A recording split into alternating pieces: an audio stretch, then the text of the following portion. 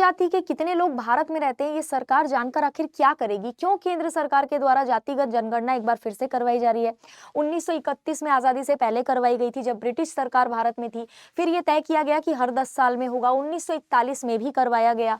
फिर 1951 में यानी आज़ादी के बाद एक बार फिर से जातिगत जनगणना करवाई गई। लेकिन इस बार बड़ा खेल ये हुआ था कि ओबीसी वर्ग को जातिगत जनगणना में शामिल नहीं किया गया था।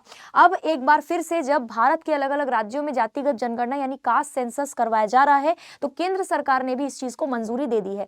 इससे फायदा ये होता है कि भाई हर एक जाति का हमें पता चल जाता है कि किस जाति के कितने लोग रहते हैं, कितने पिछड़े वर्ग के लोग हैं, कितने एससी है, कितने एसटी है, ये भी हमें पता चल जाता है ताकि समय समय पर जो स्कीम्स भारत में लागू किए जाते हैं, जो योजनाएं भारत में आती है, उस योजना को प्रॉपर वे में लागू किया जा सके। अगर सरकार को पता होगा कि इस जाति के इतने लोग हैं या इस वर्ग के इतने लोग हैं तो उनके हिसाब से सरकार प्रॉपर वे में स्पेशल तरीके से फंड भी निकाल पाएगी, साथ ही स्कीम्स को भी उस तरीके से तैयार कर पाएगी।